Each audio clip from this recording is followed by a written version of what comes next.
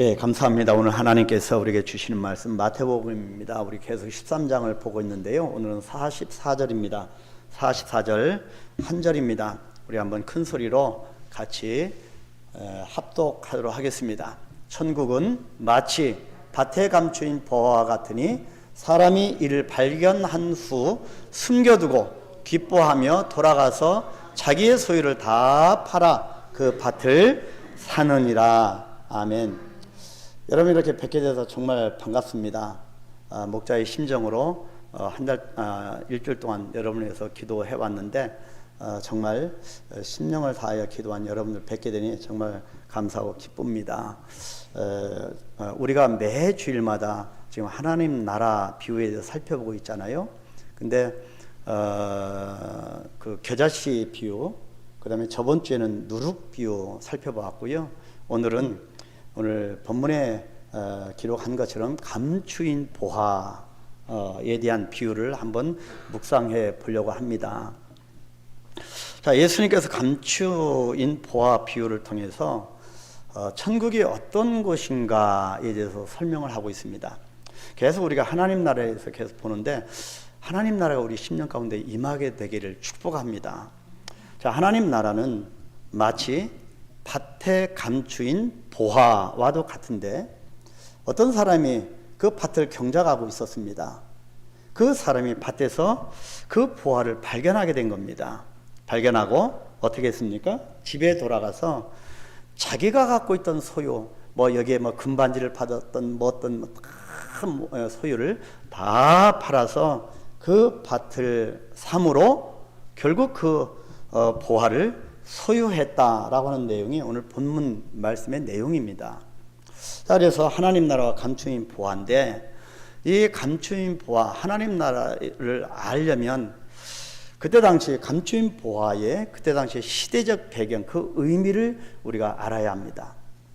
보화 비유를 그래서 온전히 이해하려면 2000여 년 전에 그때 당시 시대적 배경을 알아야 되는데요.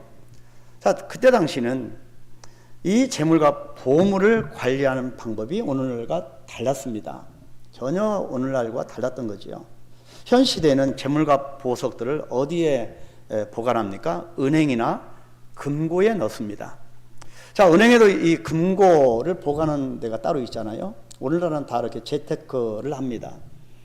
자, 저같이 옛날에 정권에서 있었던 사람들도 이 주식에 대한 그런 재테크도 하기도 하고, 그래서 근데 오늘날에는 그렇지만 옛날에는 전혀 달랐는데 은행도 없었고 금고도 없었기 때문에 보물을 어디에다가 보관하냐면 땅속에다가 항아리 안에 넣어서 땅속에 묻는 겁니다. 그것이 그 시대의 보관 방법이었습니다. 그래서 마태복음 25장에 나오는 달란트 비유를 보게 되면 한 달란트 받은 사람입니다. 그 사람이 어떻게 했습니까? 이것을 땅에 묻어버린 겁니다. 그래서 땅을 파고 깊이 묻었는데 그것이 안전한 보관 방법이었기 때문입니다. 그런데 문제는 이 보화를 땅속에 묻어두고 나서 이 주인이, 보화의 주인이 전쟁에 나가거나 어떤 사고를 당해서 죽게 되면 그 감춰둔 보화가 주인을 잃게 된다는 데 문제가 있습니다. 자, 오늘 본문의 경우가 바로 이런 경우입니다. 어떤 이유에서건 어떤 한 사람이 열심히 경작을 하고 있는 그 밭에 감추인 보화가 발견이 된 겁니다. 자, 이 주인이 몇 번 바뀌었는지 모릅니다. 근데 자중한 이 경작하던 사람, 이 보화를 발견한 사람, 밭주인이 아님을 알 수가 있습니다. 여기서 중요한 것은 전혀 예측하지 못하고 전혀 생각하지 못했는데 뜻밖의 보화를 발견하게 된 것입니다. 자, 오늘 성경이 굉장히 중요하게 기록하고자 하는 목적이 바로 여기에 있습니다. 뜻하지 않게 이 사람이 보화를 발견하게 된 겁니다. 예를 들면 여러분 다양한 상황 속에서 예수님을 만나셨잖아요. 예를 들면 이런 경우도 있습니다. 학교에 진학했는데 고등학생이든 초등학생이든 학교에 진학했는데 그 학교가 마침 미션 스쿨입니다. 기독교 학교에서 처음으로 성경을 대하게 되는 경우입니다. 저 같은 경우 그랬습니다. 서울 은평구에 보면 불광동이나 있는데 역촌동 그 위에 보면 대성중학교, 대성고등학교 있습니다. 제가 거기 나왔습니다. 근데 나중에 알고 보니 저는 몰랐는데 미션스쿨이었습니다. 그때만 해도 전혀 성경은 배웠지만 전혀 예수님을 모르는 그런 삶을 살아왔지요.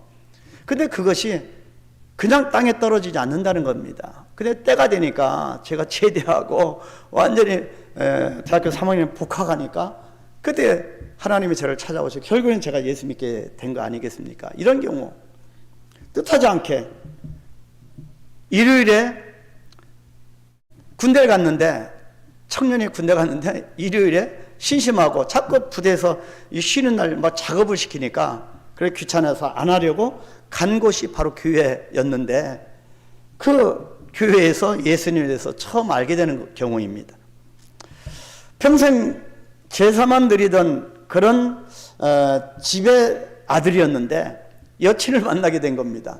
여친이 신실한 기독교 신자입니다. 그래서 여친을 따라서 처음 교회를 가게 되는 겁니다. 그곳에서 예수님을 만나게 되는 경우입니다. 자, 취업을 했는데 그곳에서 예수를 믿는 상사를 만날 줄 누가 알았겠습니까? 그냥 놀러 가야지 하면서 마지못해서 친구 따라서 교회 수양회에 따라갔는데 그곳에서 예수를 만나서 은혜를 받는 겁니다. 이런 경우, 바로 이런 경우를 은혜라고 합니다. 생각지도 않고 뜻하지 않게 그렇게 불현듯 찾아오는 것이 은혜입니다. 삶의 현장에서 감추인 보화를 뜻밖의 발견하게 되는 것은 전적인 하나님의 은혜입니다. 전혀 생문부진 저와 여러분이 이렇게 한 이 공간에서 만났다고 하는 것이 정말로 하나님의 전적인 은혜입니다. 이런 생각지 못한 은혜의 보화를 여러분들이 삶을 살아가는 현장에서 더욱 많이 발견하시기를 축복합니다. 자, 그렇다면 보화 비유에서 보여주는 하나님 나라의 핵심이 무엇일까요?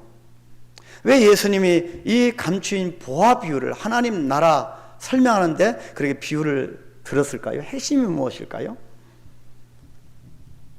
하나님 나라의 가치는 땅 속의 보화처럼 감추어져 있다는 데 있습니다. 본문 44절, 오늘 본문 상반절에 보니까 천국은 마치 밭에 감추인 보화와 같다, 그렇게 말씀합니다. 천국은 밭에 감추인 보화와 같아서 모든 사람들의 눈에 보이지 않는다는 것입니다. 보이면 예수 안 믿는 사람이 있을까요? 다 예수 믿지요. 근데 감춰져 있다는 것입니다. 그래서 천국을 발견하거나 소유한 사람들이 그렇게 많지 않습니다. 여기 땅 주인도 자기 밭에 감추인 보화를 보지 못한 겁니다. 그래서 밭을 경작하던 사람이 그 보화를 발견하고 밭을 팔라고 할 때 아무 생각 없이 그냥 제값을 받고 더 높여서 받았는지 모르겠지만 밭을 팔아버린 겁니다. 이처럼 오늘날 많은 사람들이 자기 인생의 밭에 감추인 보화를 잘 알지 못합니다. 얼마나 내 심령 속에 귀한 보화가 담겨 있는지를 모르면서 살아갑니다. 자, 알래스카 여러분 아시죠? 알래스카는 지금 미국 땅인데 원래는 구소련 땅이었습니다.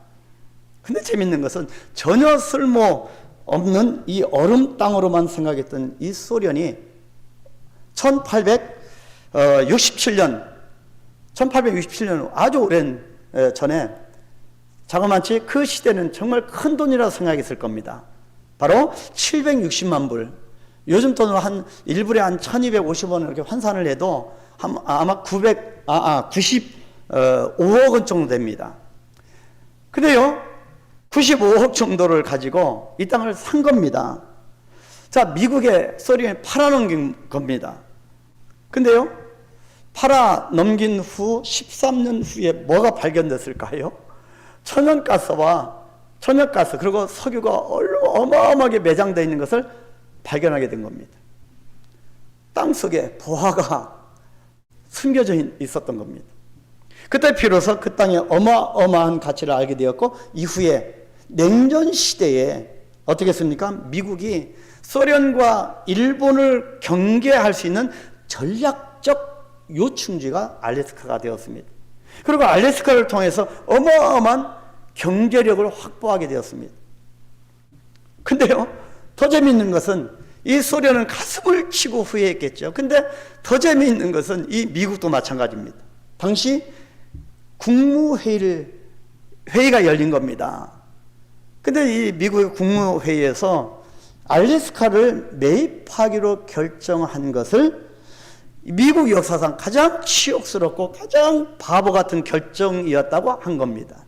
그래서 이 일을 추진한 주무장관을 해고해버렸습니다. 역사는 정말로 지나봐야 알 수 있다고 하는 말이 맞습니다. 가치를 알지 못하면 이와 같은 일이 일어날 수가 있는 겁니다. 예수님은 하나님 나라의 가치가 모든 사람에게 드러난 것이 아니라고 말씀합니다. 제자들에게는 천국의 비밀을 아는 것이 허락됐지만, 저와 여러분들에게는 천국의 비밀을 아는 것이 허락됐지만 당시의 바리새인과 서기관들에게는 아니었던 겁니다. 그래서 마태복음 13장 11절에 보니까 대답에 이르시되 천국의 비밀을 아는 것이 너희에게는 허락되었으나 그들에게는 아니 되었다, 그렇게 말씀하셨습니다. 자, 본문에서 감추인 보화는 예수 그리스도인 동시에 천국을 가리킵니다. 그래서 마태복음 4장 17절에 보니까 예수님께서 공생애를 시작하시면서 어떻게 합니까? 처음으로 선포하신 메시지가 있는데, 그것이 우리가 잘 아다시피 회개하라, 천국이 가까이 왔느니라. 죄를 회개하고 예수님을 영접하면 하나님 나라가 임한다는 것입니다. 그런데 많은 사람들이 예수님을 거부했어요. 왜 거부했습니까? 예수님 안에 있는 천국의 비밀을 깨닫지 못했기 때문입니다. 우리가 예수를 믿노라 하면서 천국의 비밀을 깨달아 알지 못하면 우리도 마찬가지라는 것입니다. 예수님이 주시는 떡을 먹고, 기적의 떡을 먹고, 배고픈 가운데 떡을 먹고, 그리고 병 고침을 체험을 하고, 그러면서도 하나님 나라는 소유하지 못했던 겁니다. 예수는 계속 말씀하십니다. 먹고 마시는 것이 아니라 하나님 나라다. 예수님은 하나님 나라를 보화로 비유하신 거지요. 보화는 가장 귀한 것입니다. 자, 여러분에게는 무엇이 보화입니까? 여러분의 자녀입니까? 장롱 속에 숨겨둔 어떤 귀한 여러분 어떤 보석입니까? 무엇이 가장 소중한 것이라고 생각하십니까? 여러분, 맞습니까? 정말 예수님이 여러분에게서 가장 보화가 맞습니까? 아멘입니까?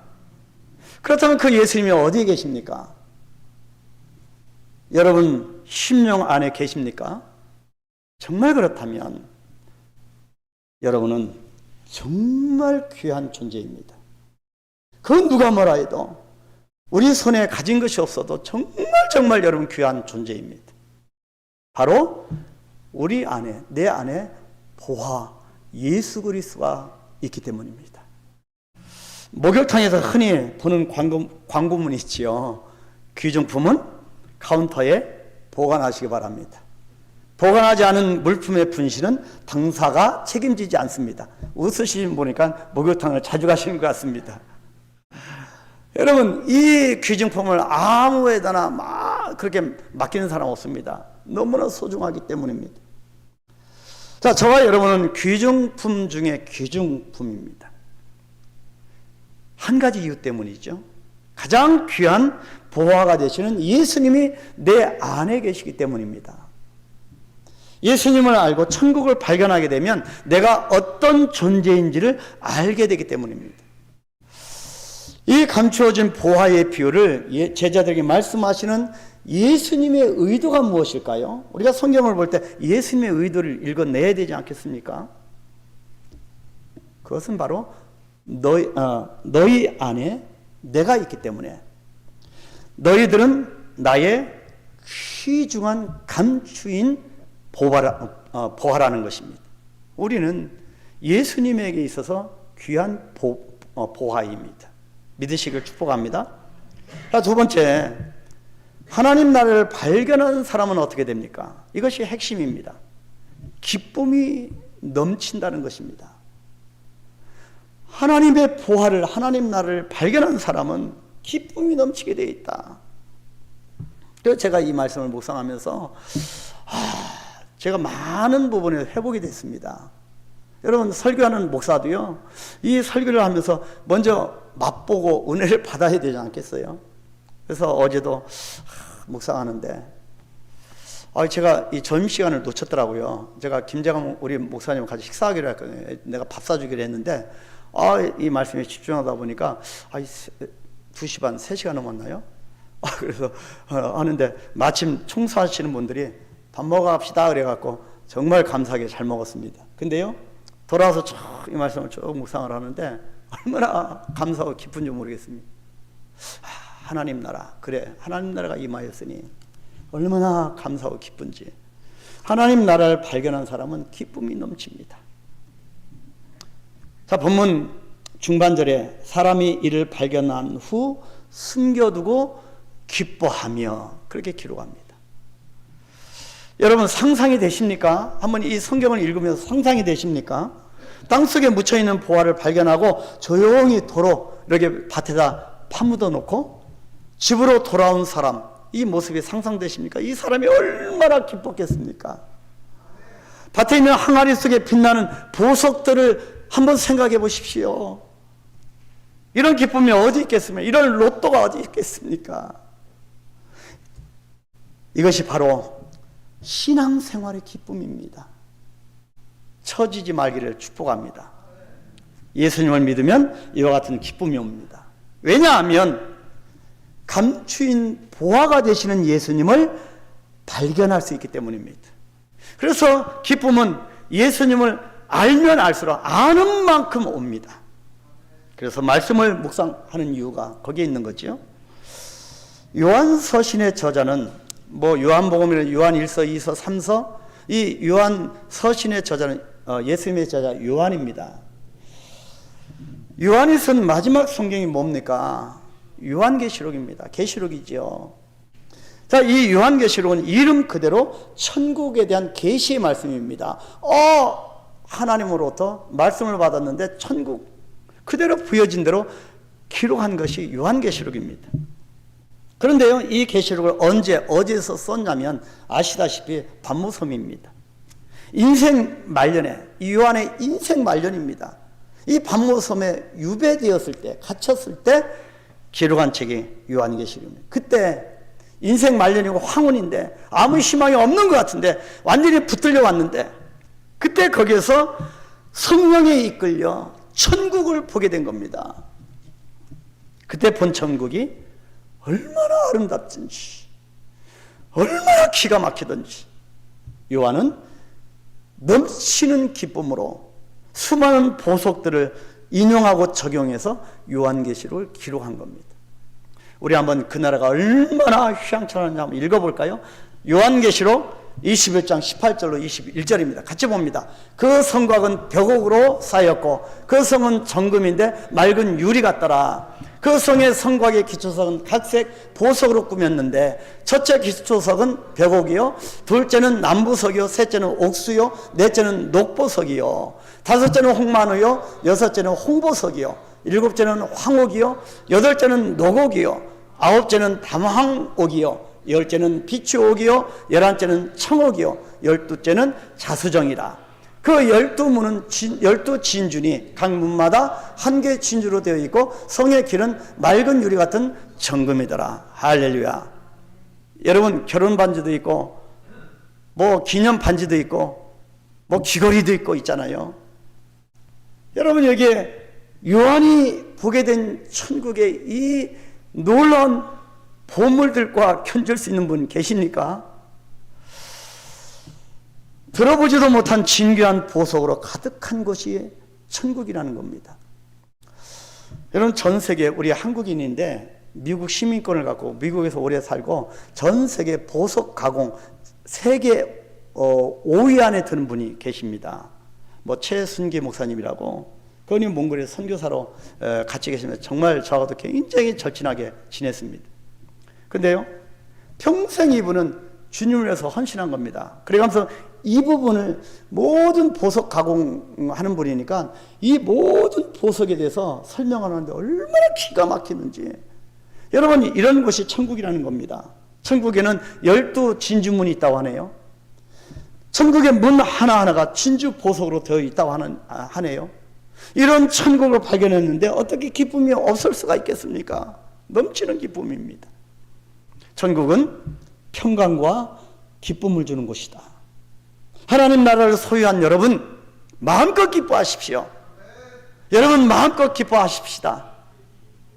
로마서 14장 17절, 하나님의 나라는 먹고 마시는 것이 아니요 오직 성령 안에 있는 의와 평강과 희락이라. 아멘.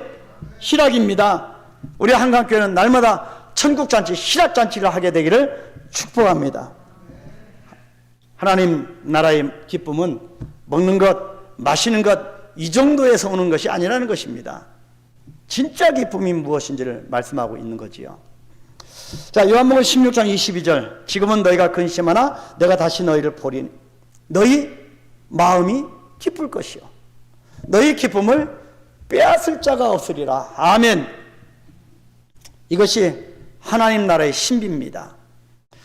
초대교회 성도들은 이러한 기쁨을 누렸고요. 그래서 어떤 상황에서도, 어떤 환경에서도, 심지어는 예수님 믿는 것 때문에 순교를 당하고 목베임을 당하여도 당하면서까지도 기뻐하였습니다. 이게 이해가 됩니까? 죽는데도 기뻐한 겁니다. 하나님 나라가 더 크기 때문입니다. 이런 기쁨의 신비를 맛보아 아는 저와 여러분이 되기를 축복합니다. 그래서 이제 우리 한강교회 이 안에는 날마다 기쁨의 잔치 하게 될 줄 믿습니다. 천국을, 그리고 예수님을 소유한 성도는 다른 어떤 것에도 기쁨을 뺏기지 않습니다. 마귀는 어떻게든지 그리스도인들을 기쁨을 빼앗아 가려고 하잖아요. 여러분, 정말 기쁨 속에서 사역하는 한 분이 계시는데요. 제가 자꾸 설교 시간에 실명을 들게 되네요. 우리 교단 목사님 아니신데요. 한국에서 목회하셨던 분입니다. 김여일 목사님이라고. 그래서 이분이 몽골에 또 오시게 됐어요. 이 모든 교회를 좀 튼튼하게 이렇게 목회를 하고 있었는데 다 사임하고 그렇게 이 후진국이 몽골 땅에 온 겁니다. 오게 된 이유가 뭔지 아십니까? 그 아들의 죽음 때문이었습니다. 20 후반이었는데 이 아들이 몽골에 단기팀으로 오게 된 거예요. 이 말씀 드리면 또 몽골 갑시다 하면 또 안 가실라 걱정되지만, 여러분 몽골에 왔는데 단기팀으로 왔는데 교회에서 그냥 사망하게 됐습니다. 뭐 순교죠. 그래서 어떤 또 자매는 몽골에 오다 또 순교한 그런 경우가 또 있는데요. 근데 이거는 이제 전기, 교회 지붕 올라가서 비 오는 날이었는데 전기를 좀 고친다고 감전돼서 죽은 거예요. 참 안타깝지요. 근데 얼마나 부모로서 황당하고 슬프고 모든 것이 무너지는 그런 심정이었겠습니까? 근데 이것을 기쁨으로 받아들인 겁니다. 이분에게 있어서 보화는 몽골 땅에 있었던 겁니다. 아들이 죽었던, 순교했던 그 땅. 그래서 모든 목회를 내려놓고 몽골에 오신 겁니다. 여러분, 제가 그 무덤에, 이 청년 아들 무덤에서 제가 선교사님과 같이 예배를 드릴 때 제가 설교를 했었습니다. 지금도 아주 황량한 그 적인데요. 거기에 이제 무덤을 놓고 거기서 예배를 제가 설교를 했거든요. 근데 열심히 우리 사역을 하는 겁니다. 모든 노년을 다 주님 앞에 드리고, 근데요, 슬픔이 없는 고백합니다. 이곳이 나의 보화의 땅입니다. 아들이 묻혀있는 이곳이 보화입니다. 기쁨으로 사역을 했습니다. 얼마나 감사한지. 그래서 오늘 본문에서 보화를 발견한 사람은 너무 기뻐서 자기의 소유를 다 팔았습니다. 전혀 아까운 생각이 들지 않았습니다. 하나님 나라의 기쁨을 맛보아 알게 된 사람은 세상 것들에 연연하지 않게 되는 겁니다. 세상적인 것 때문에 싸우지도 않습니다. 얼마든지 양보하면서 합니다. 여러분, 오리를 동행하기를 원하면 심리까지가 하게 되고요. 왼쪽 뺨을 때리면 오른밥도 내어주고요. 겉옷을 벗어달라면 속옷까지 내어주고요. 여러분, 이것이 천국을 소유한 사람의 성경적인 행동 아니겠습니까? 그래서 이렇게 해도 괜찮고 저렇게 해도 뺨을 때려도 괜찮고, 여러분, 그 사람이 인격이 고매하고 인성이 훌륭해서가 아닙니다. 바로 예수님 때문입니다. 천국을 소유했으니 다른 것은 문제가 되지 않는 겁니다. 오직 넘치는 기쁨으로 살아가는 겁니다. 세 번째, 하나님 나라를 소유하기 위해서 어떻게 했습니까? 희생의 대가를 지불했습니다. 희생의 대가입니다. 값없이 되는 것이 있겠습니까? 값없이 되는 것은 은혜 가운데 우리가 구원받는 겁니다. 자, 본문 하반절에 돌아가서 자기의 소유를 다 팔아 그 밭을 사느니라. 감추인 보화를 발견한 사람은 절대로 보화를 포기하지 않았습니다. 그래서 이 사람은 일단 발견한 보화를 아무도 모르게 다시 깊숙이 또 이렇게 묻고 두근거리는 기쁨을 안고 집으로 돌아와서 무엇을 했습니까? 뭐 금반지를 팔았던 뭐 했던 가진 모든 소유를 다 팔아서 그 소유물을 다 팔은 돈을 가지고 밭을 사게 된 겁니다. 여기서 알 수 있는 것은 중요한 그 진리가 하나 있습니다. 우리가 알 수 있는, 깨달을 수 있는 것은 보화만, 딸랑 보화만 사면 좋은데, 그러기 위해서 밭도 같이 사야 한다는 것입니다. 밭은 무엇일까요? 밭은 바로 예수 그리스도가 숨겨진 것을 의미합니다. 예수님이 계시는 것, 그것이 밭입니다. 보화가 어디에 있을까요? 밭에 있습니다. 밭이 어디 있습니까? 무엇입니까? 교회입니다. 그래서 우리가 교회론이 정말 교회관이 중요한 겁니다. 나는 예수님은 좋아하지만 교회는 아니라고 하는 분이 있습니다. 지금 오늘날 갈수록 교회론이 자꾸 무너지고 있습니다. 그래서 예수님은 믿지만 교회는 안 나가 싫어라고 하는 분이 있습니다. 하나는 맞고 하나는 틀린 얘기입니다. 밭도 같이 사야 합니다. 예수님을 믿는다고 하면 교회도 같이 사야 합니다. 나는 예수님은 원하지만 그 사람은 아니다, 저 사람은 아니다라고 하는 분도 있습니다. 이 역시 반쪽짜리 천국을 갖고 있는 사람입니다. 여러분, 그 미워하는 사람일지라도 그 사람도 사야 합니다. 이것이 뭡니까? 이것이 전도입니다. 영혼을 사내는 것, 내가 필요한 보화만, 갖고 싶은 것만 사는 것이 아니라 그 사람까지도 사내는 것이 전도입니다. 그 사람에 예수님이 계시기 때문에 그 사람도 사야 하는 것입니다.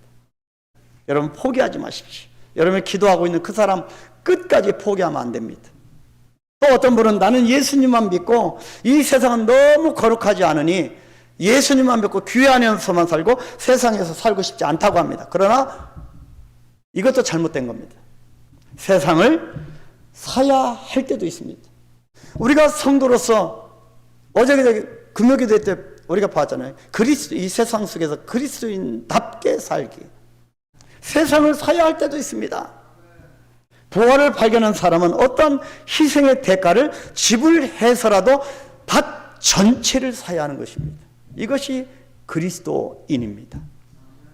마침내 이 사람은 자기의 모든 소유를 다 팔아서 밭을 샀는데 주위에 있는 사람이 얼마나 비아냥거렸겠습니까? 가족과 이웃들이 그를 보고 미쳤다고 했을 겁니다. 그때 당시 증권회사 들어가고 싶었는데 증권회사를 저는 나왔으니 저는 보화를 발견하게 된 겁니다. 돈 버는 것이 아무 의미가 없었던 겁니다. 많은 사람이 저보고, 저도 가끔씩 미쳤다는 소리를 좀 가끔 들었습니다. 선교지에서 그렇고요. 아무리 보아도 이 묵은 밭이 그 정도의 가치는 없다고 생각했을 것입니다. 그래서 이 사람 보고 미쳤다고 했을 겁니다. 그러나 이 사람은 아랑곳도 하지 않고 있는 것을 다 팔아 그 밭을 샀습니다. 왜냐하면 천국은요, 양보할 수도 없고 포기할 수 없는 것이기 때문입니다. 절대 가치가 있는 곳이기 때문입니다. 참된 보화는 자기의 소유 전부를 희생함으로써 얻을 수 있습니다. 그만큼 우리 모든 것을 포기할 정도로 이 하나님 나라는 가치 있는 그런 나라입니다. 하늘의 보화는 내가 내 것을 내려놓는 만큼 얻게 됩니다. 내 것을 포기하는 만큼 얻게 됩니다. 천국은요, 약간의 대가만을 지불하고 얻게 되는 상품적 가치가 아닙니다. 자기의 소유 전부를 희생해서 얻는 절대적 가치의 나라입니다. 하나님 나라는 우리의 전부를 요구할 만큼의 가치가 있다는 거지요. 우리 젊은 청년들도 마찬가지입니다. 무엇을 하든지 주의 영광을 위해서 하십시오. 하나님 나라를 위해서 하십시오. 그래서 보화 비유의 핵심은 모든 것을 희생할지라도 이 천국을 얻는 것이 훨씬 더 절대적 가치가 있다고 하는 것입니다. 하나님 나라는 자신이 일평생 벌어들인 모든 소유를 다 투자하는 희생의 대가를 지불해서라도 아깝지 않을 정도로 소중하고 귀한 그런 나라입니다. 믿으시길 축복합니다. 사랑하는 우리 성도 여러분, 보화는 발견하는 것보다 이 하나님 나라를 내 것으로 만드는 것이 더 중요합니다. 바라만 보고 있어서는 별로 의미가 없습니다. 마찬가지로 하나님 나라는 아는 것에 그치지 않고 내 삶 속에 이루어지는 것이 더 중요합니다. 밭에 감추어진 이 보화를 발견한 사람은 발견한 것으로 만족하지 아니하였습니다. 자신의 전 재산을 다 팔아서 그 밭을 샀고요, 결국 그 보화를 소유한 것입니다. 모든 것을 다 팔아 밭을 사는 희생이야말로, 섬김과 헌신이야말로 보화를 진짜 가치 있게 하는 법입니다. 한 남자가 한 여자를 사랑한다고 하는 것은 이 땅에 다른 여인을 다 포기한다는 뜻 아니겠습니까? 그래야 진짜 사랑입니다. 진주를 발견한 사람은 더 이상 조약돌과 같은 째째한 그런 것에 미련을 갖지 않습니다.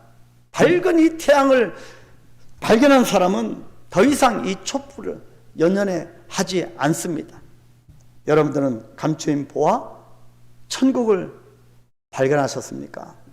계속적으로 또 두세 번 더 하나님 나라에 설교할 겁니다. 보배이신 예수 그리스도를 정말 여러분 발견하셨습니까? 주님을 만나서 너무 기뻐 잠을 못 이룬 적이 있으십니까? 너무 괴롭고 스트레스 받아서 불면증이 아니라 보배이신 예수님, 그 주님이 너무 좋아서 기뻐서 밤잠을 못 이룬 적이 있으십니까? 너무너무 감격스러워서 주님만 생각하면, 하나님 나라만 생각하면 너무 감격스러워서 눈물을 쏟은 적이 있으신가요? 오 주님, 예수님하고 소리친 적이 있으십니까?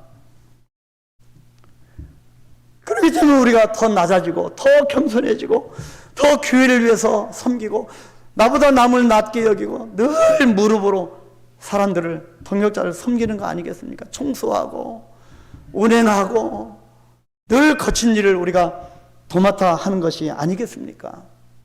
하나님 나라의 가치는 땅속의 보화처럼 감춰져 있습니다. 하나님 나라를 발견한 사람은 기쁨이 흘러넘치게 되어 있습니다. 하나님 나라를 소유하기 위해서, 그렇기 때문에 모든 걸 다 내려놓는 희생의 대가를 지불하게 됩니다. 그런 삶을 살아가는 자를 일컬어서 예수님의 제자라고 합니다. 내 삶의 최대 최고의 보화이신 예수님을 소유하십시오. 하나님 나라를 갈망하십시오. 하나님 나라가 여러분들에게 임하게 되기를 진심으로 축복합니다. 우리 말씀을 생각하면서 조금 우리가 묵상으로 잠깐 기도하겠습니다. 하나님 나라를 소유하는데 이미 나는 소유하였습니다. 그렇게 고백하며 기쁨으로 나아갈 수 있도록, 그래서 모든 이 땅의 것을 가치에 두지 않고 오직 하나님 나라, 그의 나라와 의를 구하며 이 모든 것을 더해주겠다는 이 말씀을 기억하면서 하나님 축복하옵소서 기도하겠습니다.